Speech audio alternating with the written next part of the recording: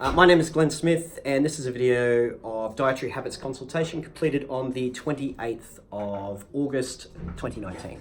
Good afternoon, Jess. How are you? Hi, good sir. How are you? You have to call me sir in this video. That's okay. You can call me Glenn. That's all right. As everyone also knows at this stage, I work with Jess. All right. So what we're going to do, we're going to go through a little bit of a nutrition or dietary habits consultation. I'm going to go through basically some of the stats through your figures that we've got here, and then I'm going to bit of a consultation then after that about eating dietary habits. We're going to go through this and sort of any improvements that you could sort of make for yourself and these things here. So just to start with this, and I'm also going to give you a copy of this dietary habits questionnaire, and I'll get you to fill this out while I'm doing my side of things as well. I'll give you a pen.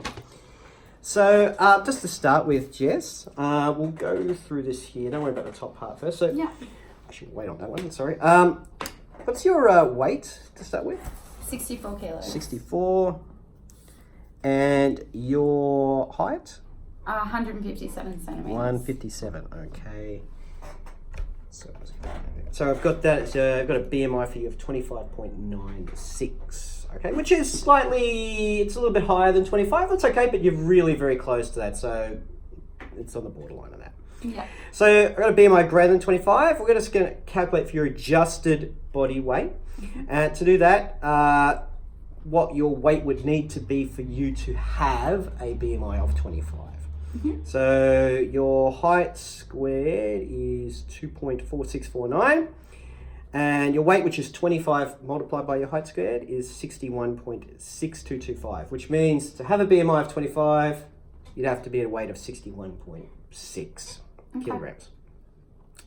I then calculate your adjusted body weight. For that, I'm going to use a little bit of maths here. So 61.6225 plus 64 minus 61.6225 multiplied by 0.25. So your adjusted body weight is 62.22 kilograms. Okay. Now, I'm going to look at your basal metabolic rate, which is what you need to basically survive on a basic day, what your intake would be just to if you have a BMI of 25. Yep. And being yourself, how old are you? You're 28? Just 27. Just 27, that was it. I don't want to add an extra number on there for you. That's okay. That's okay. You're sitting at 18 to 30 a bracket here for females. So that's 0.62. Multiply that by 62.22. And then add 2.06. And then multiply that number by 1,000. It comes out, your BMR is 58 or 5,856.6 kilojoules a day, which is just quick math. It's about 1,200 odd calories ish, which is about what I think your intake is generally what you were telling me. At the moment I have 1,300 a day. All right. So we also have to take into consideration how much you exercise. Now, from discussions I've had with you before, you are an exercise fiend. You're in the gym all the time. You're there quite for a long periods of time too. So I know you're not at bed rest, and I know you're not sedentary or light activity. And at the rate you work out, and based on our discussions, you were saying you're at vigorous activity? Yeah. All right, excellent. So to get your total energy expenditure, I use your BMR, which was 5,856. I multiply that by your physical activity level, which is 2.2. And so your total energy expenditure a day based on the figures here is 12,884.5 kilojoules a day for yourself. That's, if you work it out at about 4 kilojoules to a calorie, it's a little bit more, but that's roughly around 3,000 kilojoules a day. So there are other things that we can do to based on your height and other things like that. But let's say we'll base it on 12,000 kilojoules a day, 12,884. So we're just going to look at the dietary questionnaire here. Now, this is probably going to give us a bit more indication of where you want to be, because one of your goals, you were saying you still want to lose a little bit of weight. But you also, what else did you want to do? I wanted to tone up a lot more. Okay. Yeah. All right. Well, we'll look at that a little bit. I'll discuss my limitations as a trainer, what I can and can't say. But we'll go through this first. So how many serves of vegetables do you eat per day? Now, when we come down to a serving size. So serving size is vegetables, as we're using a concentration sheet here. So that's things like half a cup of like carrots or cooked vegetables. That's like those things here. If you look at that, how many are you sitting at a day? 0 to 1, 2 to 3, 4 to 5, or 6 plus? 2 to 3. Okay. So for yourself, you should be sort of targeting about 5. Okay. Right. So, all right. So we can already see like, okay, one little thing's there. So I'll give you a copy of this afterwards so you can keep as well. But things like that might be for example, a serving might be a tomato or half a cup of sweet corn or those type of things. All right, vegetables, legumes, and beans or fruit. Actually, we'll go to the fruit one next. How many servings of fruit do you eat per day? So that's things like if you're counting an apple or a banana, like one of those, or a cup of peaches, or small little bits of fruits like apricots or kiwis. How many of those would you eat per day? Well, honestly, be somewhere honest. between 3 to 4. All right, cool. So it's not exactly. So I would say let's sit at the 2 to 3. You've got 3. You know what? You're above the average. You're above what you need. So you need a minimum of 2 servings a day there. Okay. So cool. Our next one there is our breads and cereals or our grains. Now a standard serve is 500 kilojoules, which is about 120 calories. Okay. So, based on that, how many servings do you usually eat per day? There's little examples there to give you. Yeah. So. Again, you can be honest, don't be. Well, so I'm just thinking about what I had today and yesterday. Probably sitting between the 3 to 4 again. Okay. So I have a lot of rice and bread. That's good. What type of rice do you eat? A lot of brown or white? I get wholemeal bread. Okay. Depending on the meal, sometimes I'll have brown rice, but at the moment I've been having a bit of basmati rice, like with my curries. Nothing wrong with basmati. I eat it myself. So 2 to 3? Yeah. I'm seeing a pattern of 2 to 3s here. Would you believe you should be targeting 6?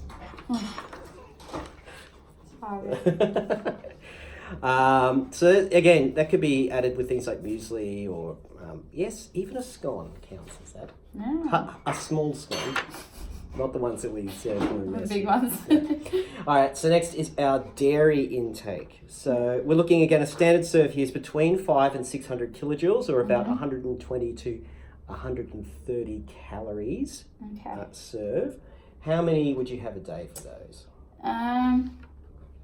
Well, most days I have a cup of yogurt in the morning. Yeah. So I'm already sitting at the 2 to 3. Okay. Yeah. That's perfect. That's right. That's exactly what you should be at. Yeah. So about 2.5 serves a day for yourself, your age group. Our last one is our meat or alternatives. Now, you eat meat or is it vegetarian or vegan or anything? Meat. Meat?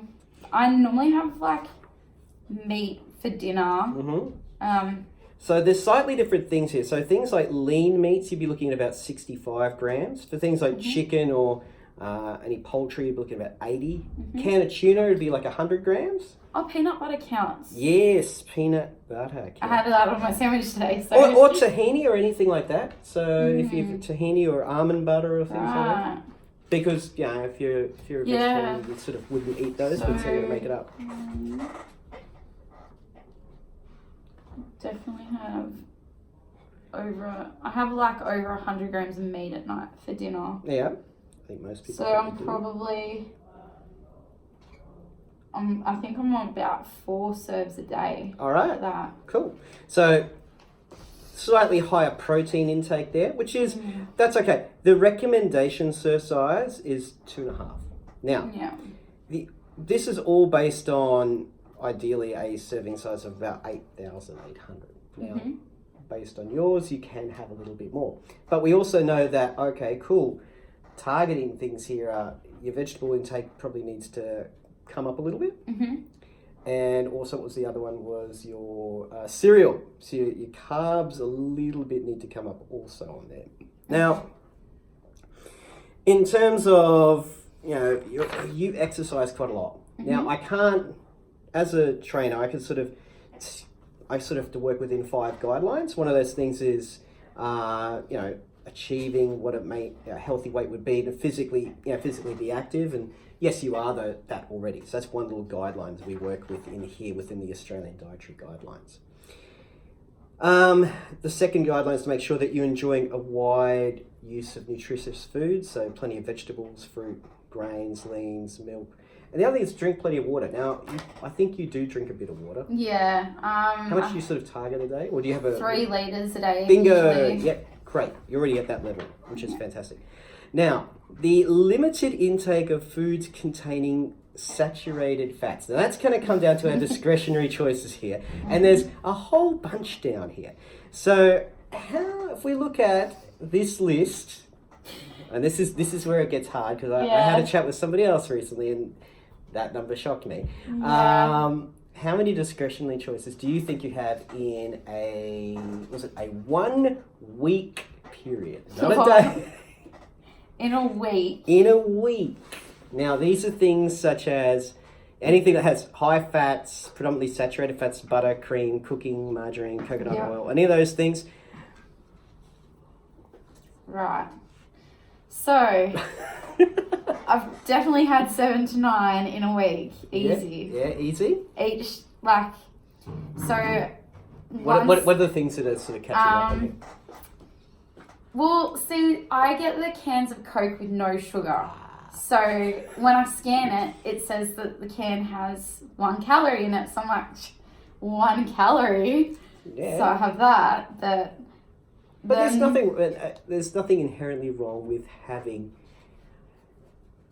discretionary choices. But it's what we need to do is, if you're saying you're at that level there, now, ideally, we'd want to try to reduce that to as much as we can. So sometimes having a look at these things here can be eye-opening and go, oh, you know what? I probably do have too many of those. Yeah. I'm just looking at it now. So what else are you looking at? What else? I'm ticking off the things that I'll eat.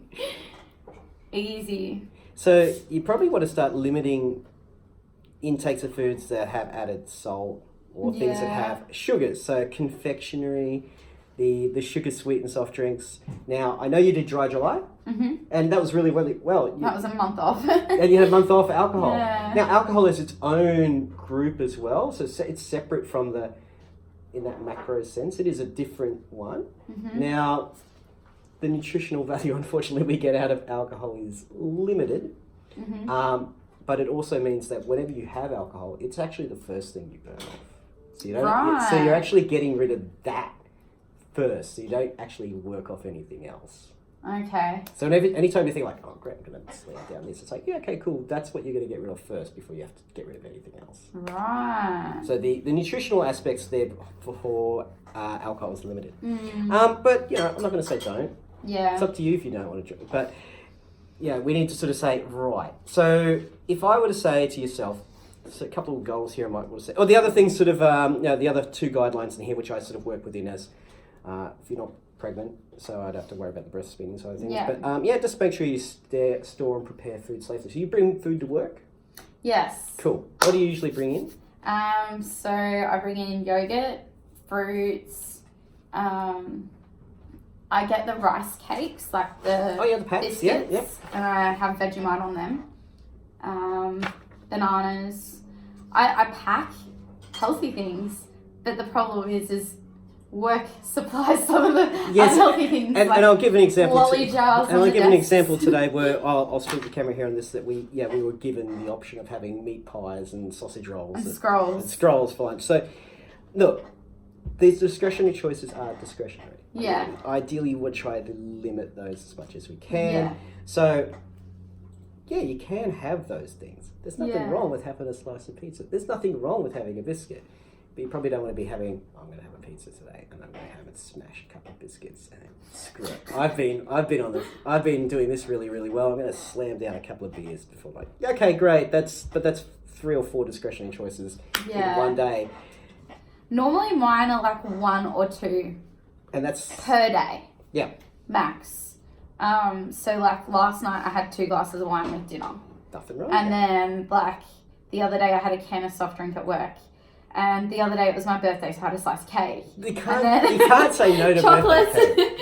Chocolates. The coxswains in the office brought out a big bag of Freddo Frogs yesterday. So I was sometimes, and the thing is, like, sometimes when those things you're like, oh, you know what, I have had a couple too many, and it's just sometimes you just be like, you know what, I'm not going to have any chocolate frogs, or I'll take them, but I'll skip them for later. To be honest, I do take them, but I look at my calorie deficit and see where I'm sitting in the scheme of things on the MyFitnessPal app, and that usually determines if I'm going to eat it or not. And I was going to say, look, you do the right thing there. You sort of track what you are eating. And look, I think you're quite aware that it is a calorie deficit that you need to maintain to get yourself down. Yes, you may have plateaued on things like that, but that's actually natural.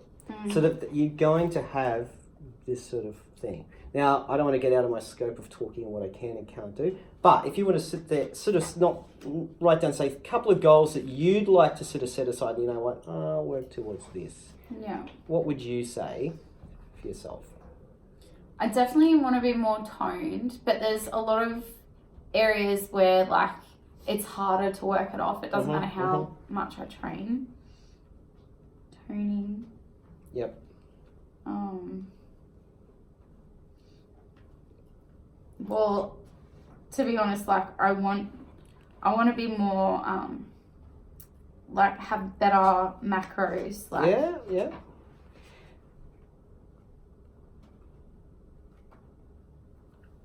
Because my thing is I think that if I stay below what I'm working off, like with my calorie intake, I'm under the impression that I'm going to lose weight. But the problem is I've kept this same level with the same amount of exercise and nothing's changed. Like, initially there was a lot of changes when I first started doing exercise and things like that. But I don't know, you just think, like, if you're going to eat more, you're going to gain weight. So there's that. That's true. You know That's probably that's sitting in the back of your mind there. And I don't know if you do. You know, there's nothing wrong with sort of looking more buffed as well like that. But I don't know if that's really what. As said, you're looking for those type of things. So look for yourself on here. You'd be looking at limiting those discretionary choices.